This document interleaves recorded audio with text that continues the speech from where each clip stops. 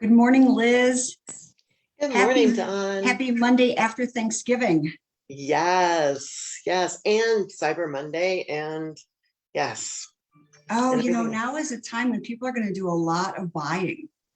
Yes. Do you spend a lot of time buying during on Cyber Monday, or did you do a lot of trying? Sorry, my light looks kind of dark in here. Sorry.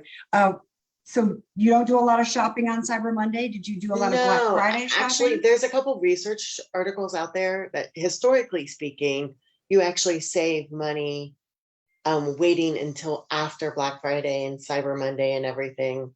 The procrastinators actually get the best deals, even though they don't necessarily get the wide variety of Mhm. products.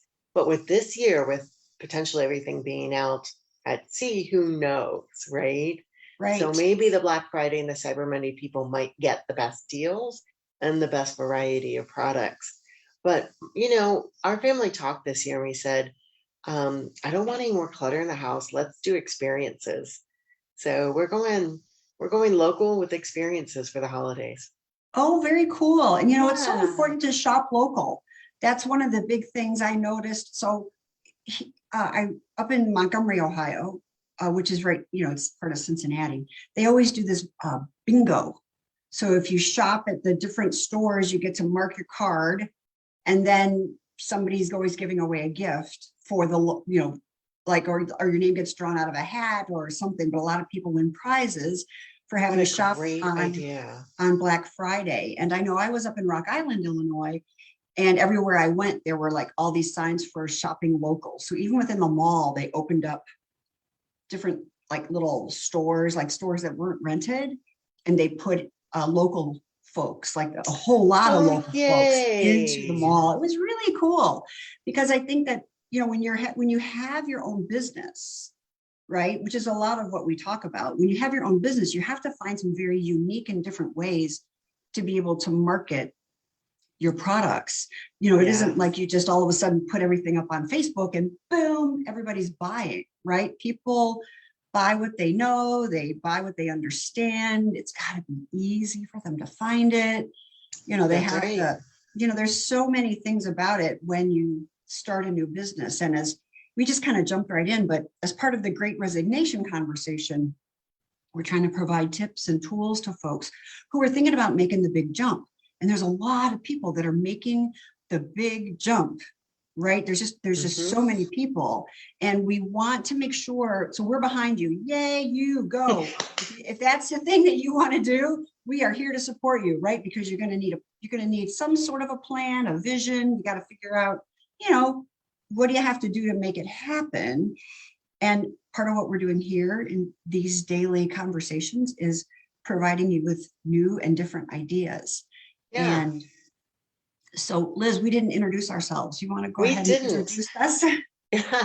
So I am Liz Kitchell with Shimula, and I, with Don Park, started Shimula about 2 years ago. I started in the financial services industry back in the 90s, and I was an advisor, and I trained and coached financial advisors for many years, for about 25 years in total. And a couple of years ago, I left because I was, recognizing that women would often come to the table and they would sit down with financial advisors and say, I want to learn, I want to do this, I want to do that.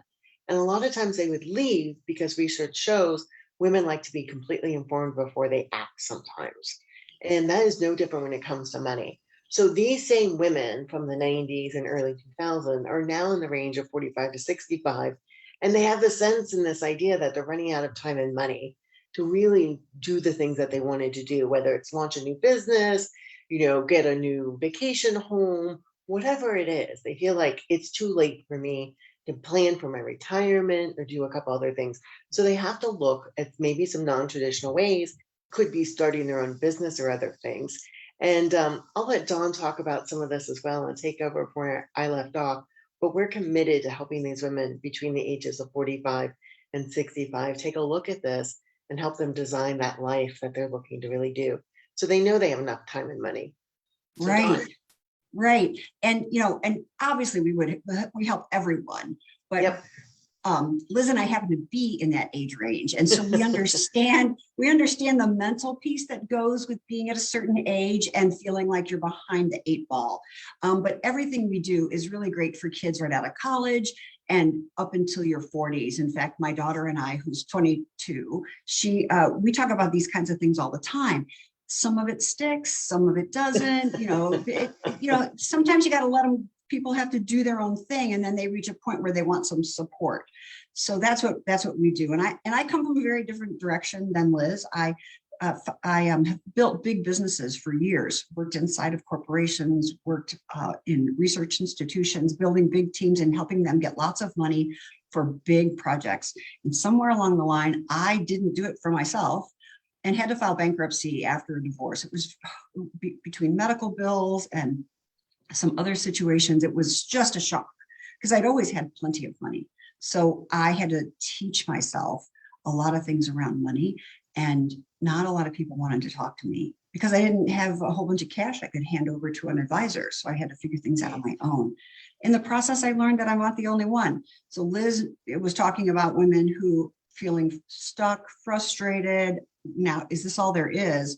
And I really can feel for the women who are like, oh my God, I know nothing about the money. Oh, my husband died. I'm getting a divorce, or I haven't got anything left. What do I do now? And it's not too late. I've learned how to come back from that skinny edge and support myself, my friends, and now inside of Shimula. But today, we've been giving a lot of conversations lately, Liz, about things to do. Yeah. And today we're going to talk a little bit more about mindset. So if you have questions, and I'm going to see if I'm going to hang on just a moment, Liz. I'm going to pull up my Facebook on a different spot just to see. I'm trying some new things, and this is an important part. Learning new things is such an important part of, creating a new life. Yeah. All right.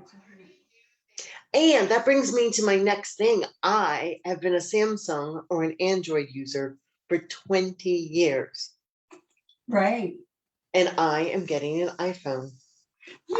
That's my next phone. I can't believe. Oh my I'm God. converting. You talk about a mindset shift. Wow. It's a whole different way of thinking about things.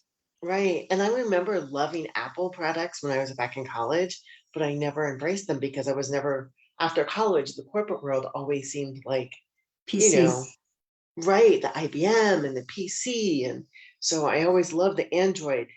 And there's so many things I'll miss about the Android, but I'm really looking forward to slightly different changes, just looking at things differently, like brushing your teeth with your opposite hand. Sometimes that just shakes your day up enough, right? It absolutely does. Well, today we're going to look at, so this is one of my most favorite books ever. It's called U Squared, and it's by Pritchett III. And when you think about books that are in your repertoire that are big game-changing books, there are 3 books for me that are true game changers. And one is Think and Grow Rich by Napoleon Hill. And one is The Compound Effect by Darren Hardy, which is all about productivity. And then U Squared, which is quantum thinking. It's how do you go from linear thinking to skip a step thinking. So I'm gonna it's gonna be like Christmas night. I'm gonna read you a story.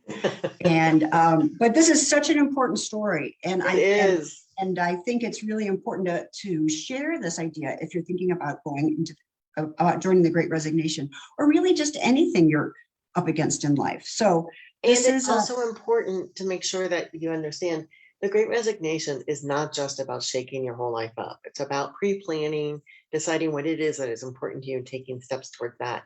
And sometimes it is not about shaking your whole life up and starting a new company, but taking the opportunity to plan and get intentional about it is very important.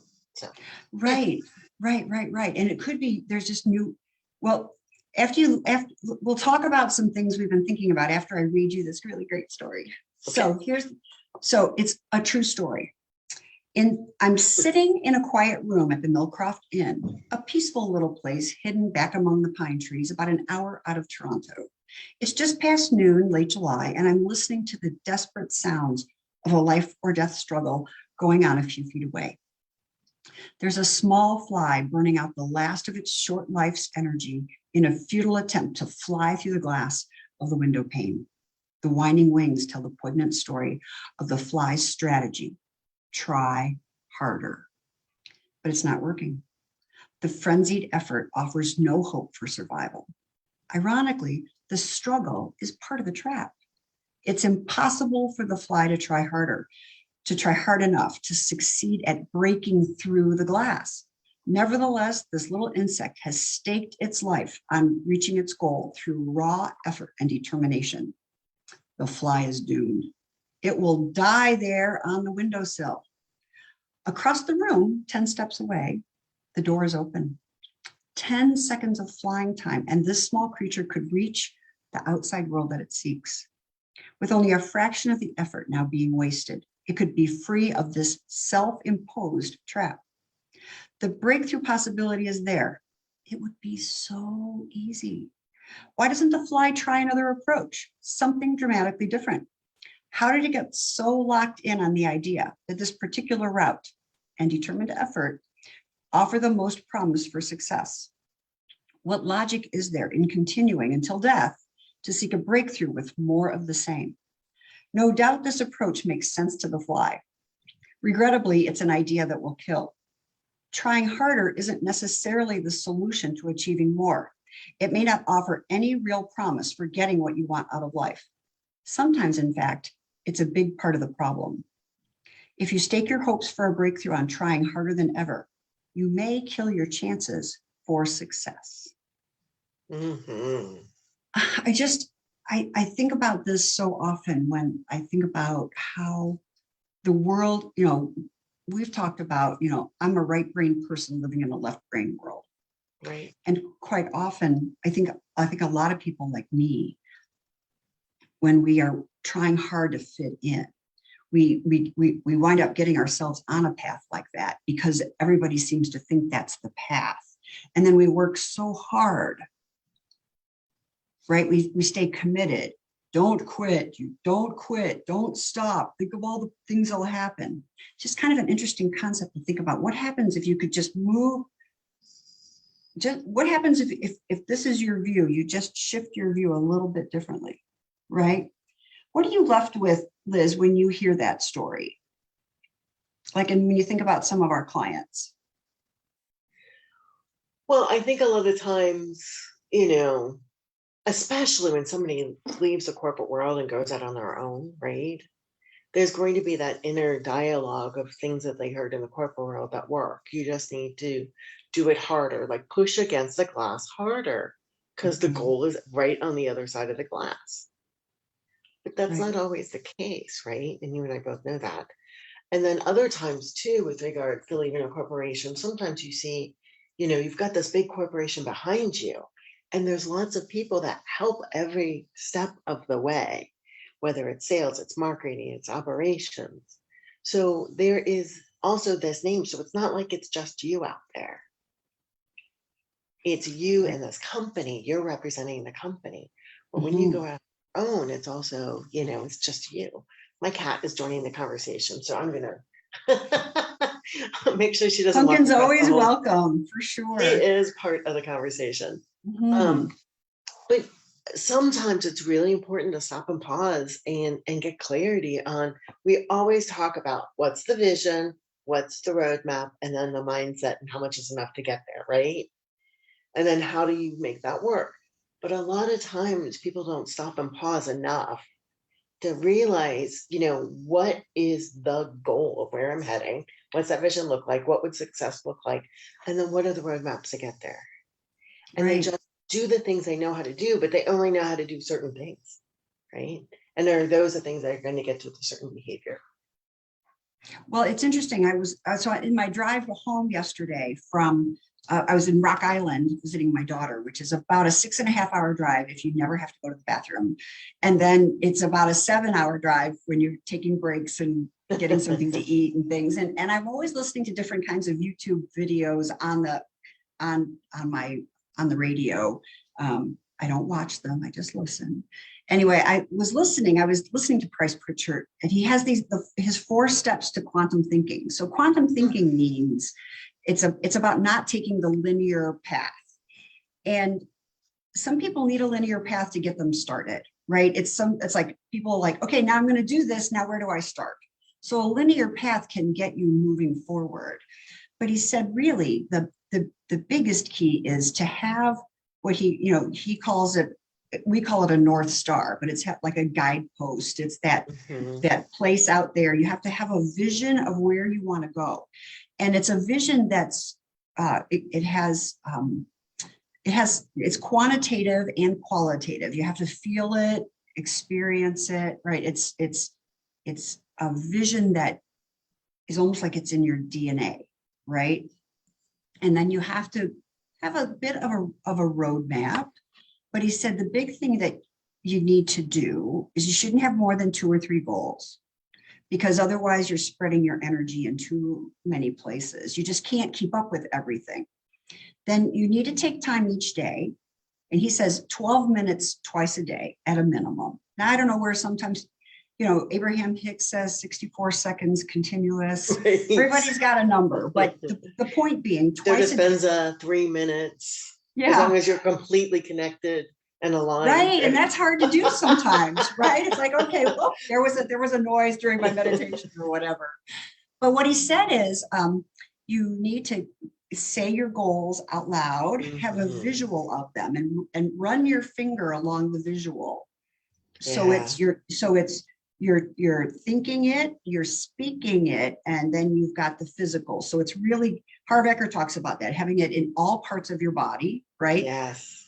And then sit quietly with it as you're going through this process. And ideas will float up. And those are ideas. And then most people won't sit with their dream. And then second, when the ideas pop up, they go, oh, I shouldn't do that. Oh, I shouldn't do that. Oh, no, I don't want to. No, I'm not going to call that person. Oh, I'm not going to do that. Although the ideas are coming up on what you should do. But turns it off. I know. And then we say, oh, I'm done. Okay, I'm finished. Right? Because basically saying, I don't want those ideas, so I'm going to not do anything about it. And so they stop coming. Right. And those really are the ideas. Those are your subconscious knows how to do what you want to do. If you want to leave your job, or maybe you want to stay in your job, don't leave your job if you really want to stay in it and there's just something different that you want to have about it. Right. What would it look like to stay? We work with people all the time that want to stay in their jobs. They just need a new approach, a new mindset. And then, so you have to have your goals, do this work twice a day where you say your goals out loud and you run your finger along some sort of visual with regard to it, allow the ideas to come up, and then you need a metric, you need a measurement. Right. Because what you're focusing on is what is going to occur in your life. So if you don't put your attention on it from a measuring point of view, you can't count on it happening, right? Even if it's just, I'm going to talk to 2 new people about this idea I have at work, or I am going to do, 6 push-ups a day for the first 2 weeks, right? You've got to be able to measure success somehow. So Liz, I have been, I love it though. It's so true. It's exactly. So, Dawn and I talk Monday through Friday for at least a half an hour every day to kind of kick things off. And sometimes it's like, okay, wait, I'm too far in my brain to make this work right now. So like this morning, I get off and I did an 18-minute meditation. And then the ideas that came up from the meditation are the steps that I took the actions on. And then I was like, yay, me, right? Because I felt like I took 10 steps forward with that 1 baby step or that 2 baby steps because they were appropriately aligned, right? Yes. So, and I think, we hear the word alignment a lot, but what does that really mean?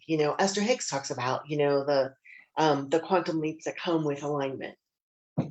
But sometimes the clarity is not there, right?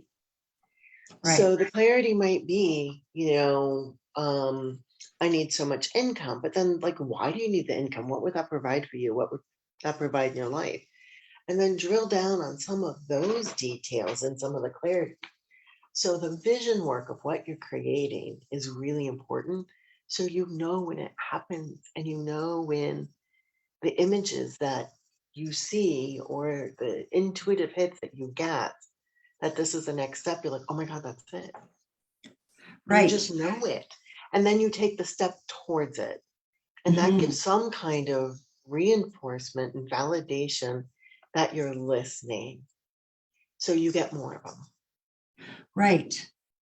But so Liz, one of the things I know is that sometimes you have people who say, well, I don't know what I want. I know what I don't, Yeah. but I know what I do want. And it's important to list, if you don't know what you want, Right. it's good to make a list of things that you don't want, because Mhm. everything you don't want on the other side of it is what you do want. So if you say, oh, I just don't want to be so stressed. So what you want is to be stress-free. Well, what's another word for stress-free? So for some, stress-free is not a vision. It would be more, I'm satisfied, I'm content. I wake up excited about life. I have more creative ideas. I am hustling through something, right? But it's, so if you say, I don't want to be stressed anymore, what does it look like when you're not stressed? I don't want to be Right. tired anymore. All right, great. So what does it look What like does when that you're look not like? tired? So Liz, what are some examples of things that people would look like when they're either like, can you come up with some things like, I don't want to be tired. I don't want to be mean to my I want to family. have, like, even some people that we help in the stay, how do I stay and make it work at my current job? Right. And sometimes some of the things I've heard is, you know what, I just don't have the time to go and do the things I want. Like, I want to take a vacation to Ireland. I want to go spend 2 weeks in Italy. I want to go. There's a life to be experienced out there. Right. Right. So, one of the people that I was talking to with regards to that, as we gained clarity what it is they wanted through the process of what they didn't want, right? And then get curious about what they did want from that. The boss came to him and said, you know what, we'd love to give you a raise right now, but right now we're struggling a little bit with taking the money and putting it back into the company to grow it. But we want to really validate and appreciate you. Please get creative and come back to us. Mhm. And you know what they came back with? Extra vacation time. So they were like, I would like 2 to 3 additional weeks every year. And if I take them, great. If I don't, no big deal. And they already had 3 weeks. So they got up to 6 weeks now of vacation time and a sabbatical for 1 month every 5 years. And so they were able, instead of getting more cash, they were able Mhm. to take paid time off, Yeah. which is awesome, right? And Yes. it took that kind of thinking outside the box, because a lot of times we leave our current companies thinking that the grass is always greener, not realizing what it really takes when you leave to have your new business or or even retirement be successful, right? Yeah. I was going to read another part of the book, if you don't mind. Yeah. I think that's great. Okay, so on page 13 of the book, it's called Think Beyond What Common Sense Would Allow. It says, most of us can be found flying too close to the ground. Too often, we don't give ourselves permission to soar. That would be our version of like visioning or dreaming, right? It's time to focus on possibilities instead of limits and obstacles, making the quantum leap outside our mental boundaries. I'm not going to read the whole thing, but it says, don't get the idea. Well, it says a 10 or 20% improvement isn't the idea at all. That would represent an incremental gain. It might be an impressive performance in some situations, like if there were some unusual obstacles or a difficult set of circumstances.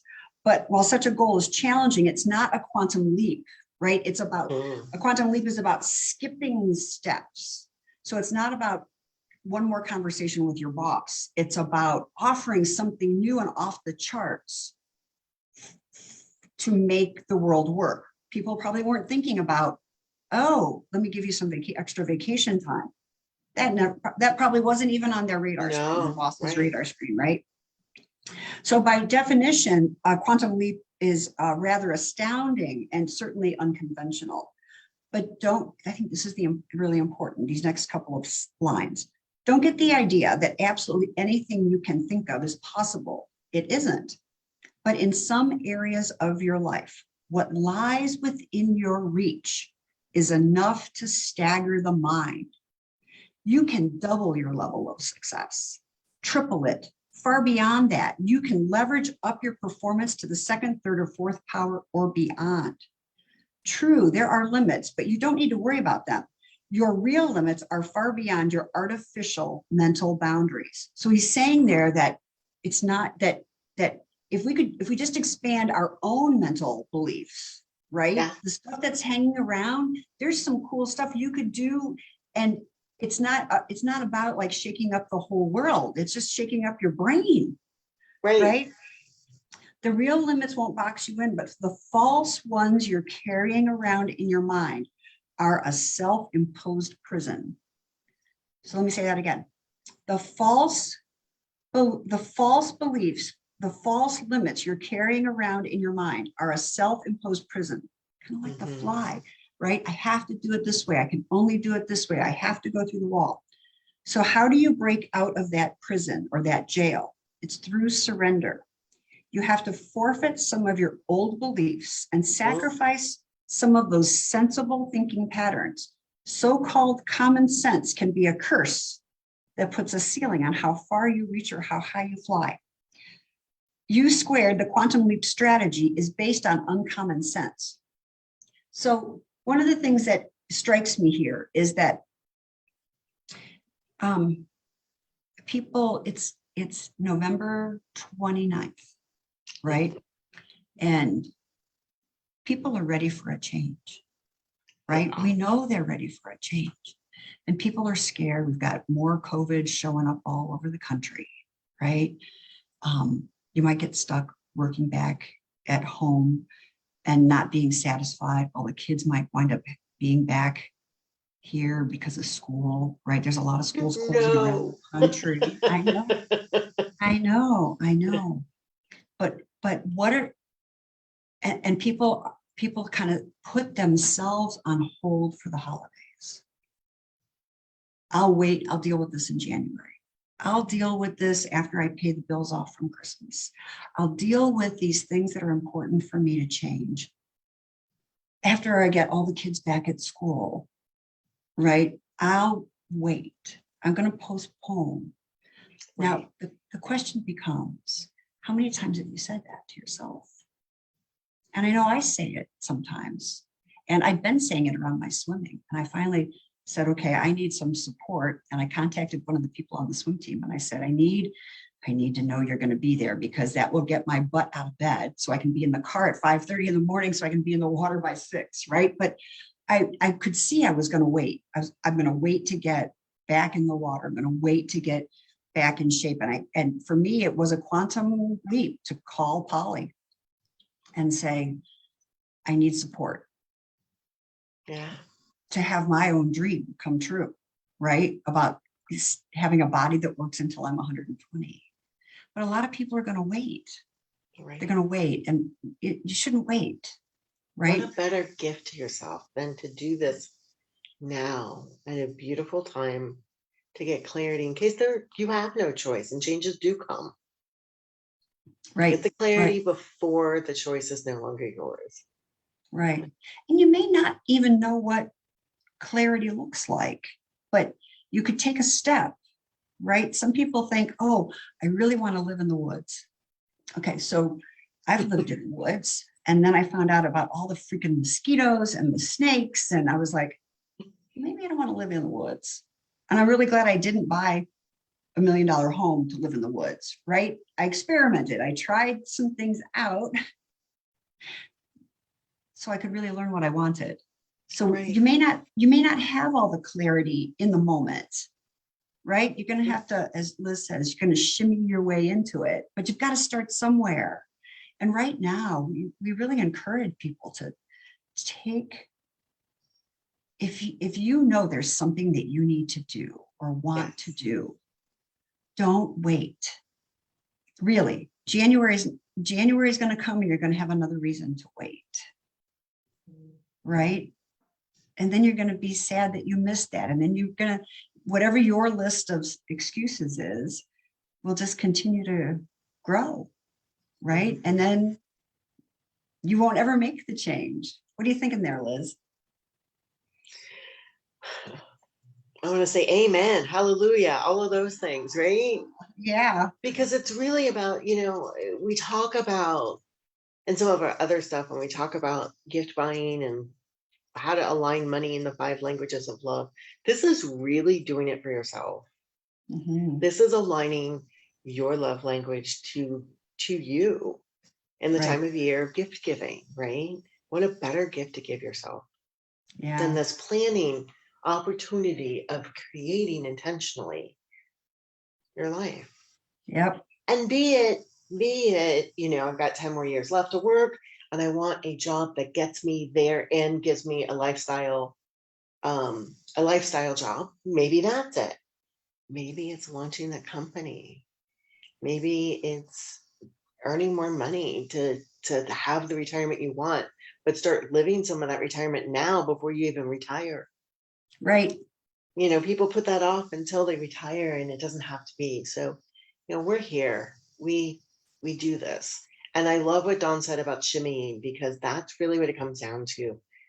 It's about living life and experience it and feeling it, and then, shimmying into those things. Right.